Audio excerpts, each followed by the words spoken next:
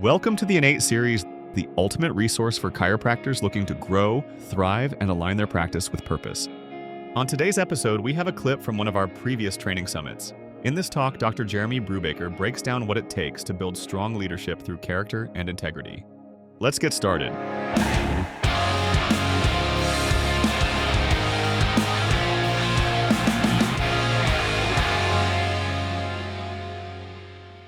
What is one of the most valuable things that we'll ever have? I mean, some say health, which is, I agree, that's very important. We don't have health, we don't have much of anything. But he talked about, just at the tail end of his segment, he talked about characteristics. And I would argue to say, how about your character? What's that worth to you? Is that a valuable thing? Your character? Yeah, she says, yeah. Why? Why is that so valuable? Because it could be identity, it's who you are. It's really there may be a short list of this, but it's one of those very few things that we possess, right? That's ours. And so, just real quick, rattle off some things for me. If you think of somebody you admire, do it this way. What are some characteristics, some strong characteristics? That could be yours, or they could be somebody you admire. What are some strong characteristics, some positive ones? Dr. Head? Integrity, that's a great one. Dependability. Leadership, that's a great characteristic. Honesty. Yeah. What's that? Communication. It's a good characteristic. Yep. What was that, Dr. Benton? I said integrity. Integrity. Good. What's that? Time management. Those are probably characteristics, maybe not character, but think of that. So when you think of those strong characteristics of a strong character, does that person you think of, would you describe them as a leader? Right? Because that typically goes hand in hand, would you agree? Yeah. If you flip those over and go, okay, I don't have integrity, I'm dishonest, I'm not loyal, flip that over, that would be the anti-definition of a leader, agreed? I have those fits often, so bear with me. There's a little bug bothering me. But when we think of a strong character, we think of leadership, right? So, and I looked up, real quick, the definition of character. And we've established, I think it's the most valuable thing, one of the most valuable things we're ever going to own. Yes? Very valuable, so we're going to do what we can to protect it. Webster said it's the mental and moral qualities distinctive to an individual. I think it's a fair definition, yes?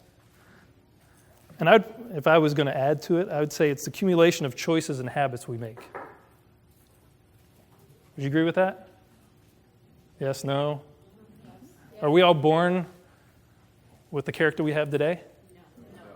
No, right? That's been developed. That's kind of the accumulation of choices and habits, some good and some maybe not. So these are the things I was wrestling with this week, thinking about, okay, character. How do we talk about character? I think we all can think of people with strong character, and we also can think of people with weak character. And we don't typically follow the ones with weak character, yes?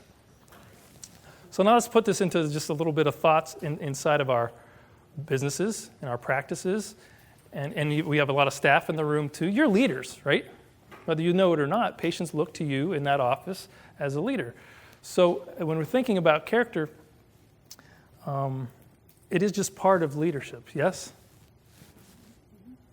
So I'm going to have some help. Maybe Dr. Block, Dr. Hedlund, come here for a second. You don't have to do anything but hand out a couple papers. I'll give you half. And I may or may not have enough. We'll see how it goes. If you don't, share with your neighbor.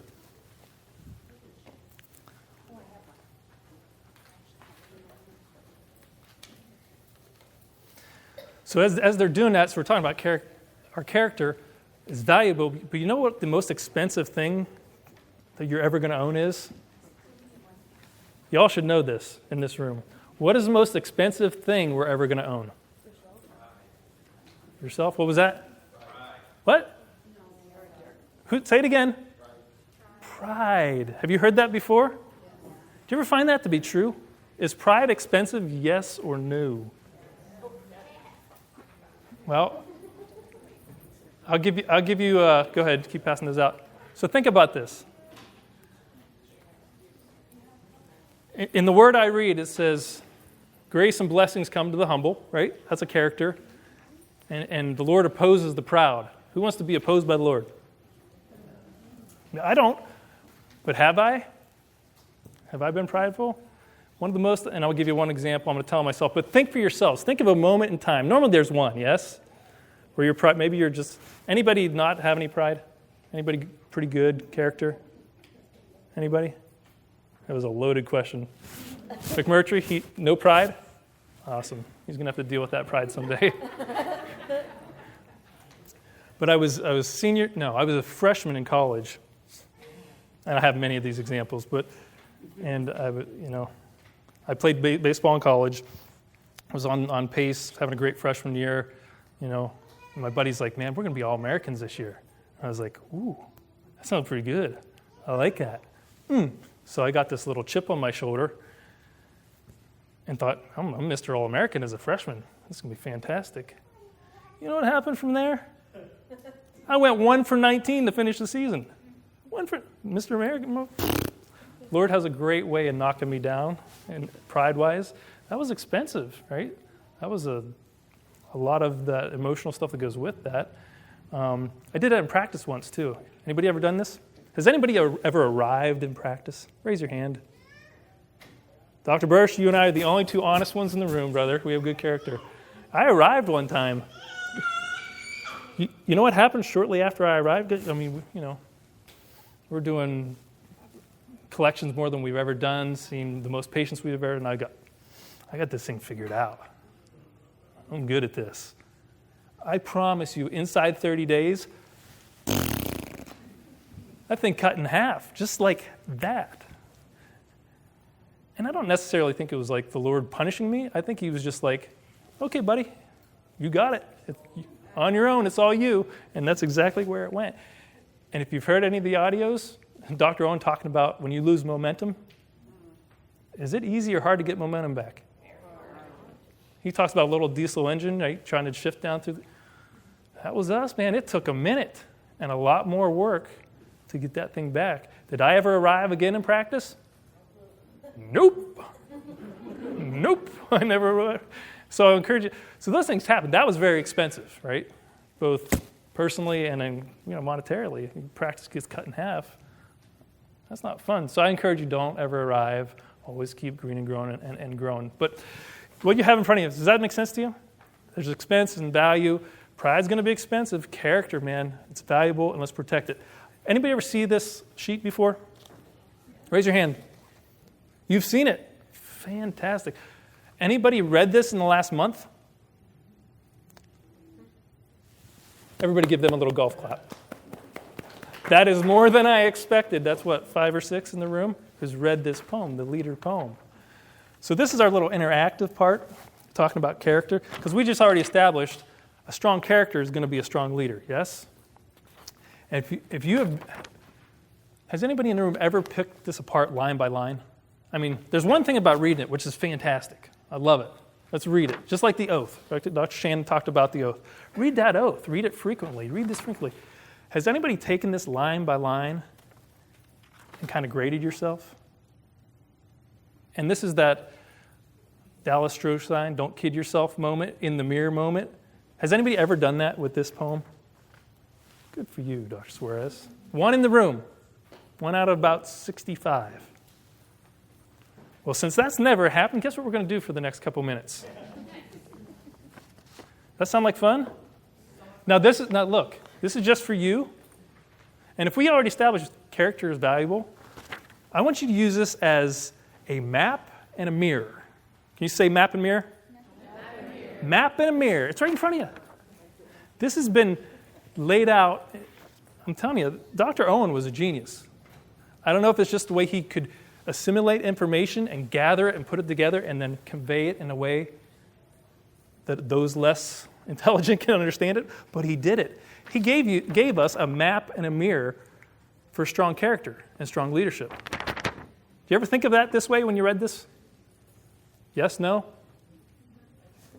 Yes? Good. Well, the rest of you can say, I do now. So get your pencils out, get your pens out. And we may not go through line by line, so we may run out of time. But this is what I was wrestling with this week. I told you I was waking up thinking about you all and this class and character. And this thing was crushing me this week, right? I was reading this going, well, I'm blowing it there, and I'm blowing it there, and I'm blowing it over there too. But guess what? The thing about character is you can do what with it?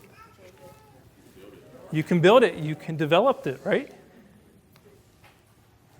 So here's what we're going to develop a little bit today. How about this first one? Who's our on-time people? I already know. I watch you all walk into the room, right? Who's our 5-minute late people? All right. Now, this is where it gets really brutal. Who's our half hour to an hour late people, typically? Yeah, right? Now, that's a habit, right? I'm not going to beat you up. But leaders do what? Live on time. So, I want you to take right beside that line and go give yourself a little plus or give yourself a little, I don't want to say minus, that's kind of negative.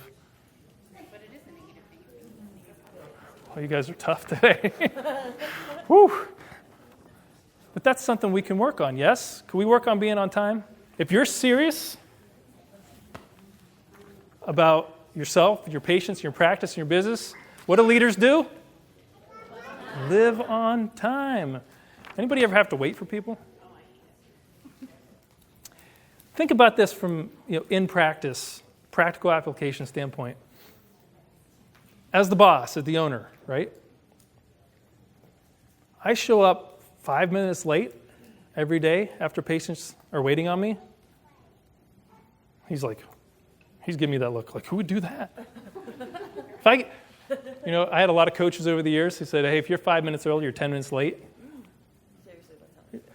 So if you as a leader are showing up 5 minutes before patients are being seen, what does that speak to your staff? And this isn't punitive, it's just what does it say? It's not that important, I'm not that serious about it. I'll show up. Yeah. It says something. So leaders really do live on time. So if and that can be an easy one. We have these little things that'll yell at us every 5 minutes, yes? Set an alarm. Yeah, you good? Okay, who's going to be on time tomorrow morning? Nice. What time do we start? 8 o'clock. There seems to be some conflicting. Look at I believe we start at 8:30 tomorrow. Registration? No?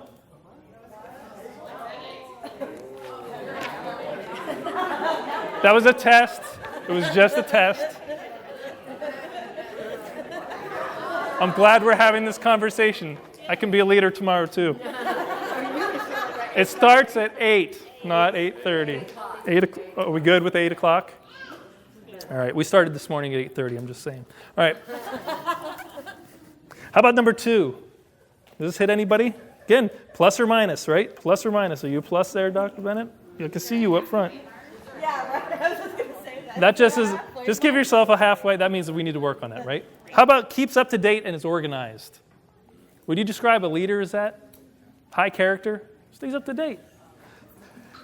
What's the opposite of that? Out of touch and disorganized. That doesn't sound as nice, right? And some of you are like, that's kind of me. I'm definitely out of date. I'm a little bit more organized. But when it comes to business, I'm not, right? I'm up to date and organized. So can you be. So, again, if you want somebody to follow you, if you're out of touch and disorganized, how many followers are you gonna have? Not too many.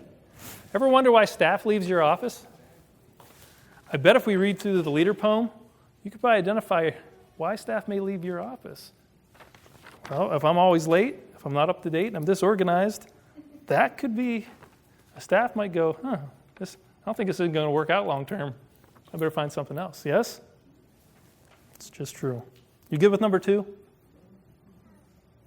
See where you can do. I encourage you again at home, take this list and do this over and over and over, because the stronger you get with this, the better your character is going to be. It just is. You can't help it. So, number 3, what was it? Cannot participate.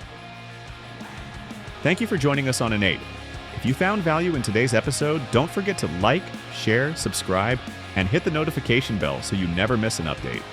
For more resources, mentorship opportunities, and to connect with our community, visit amcfamily.com. Until next time, stay aligned.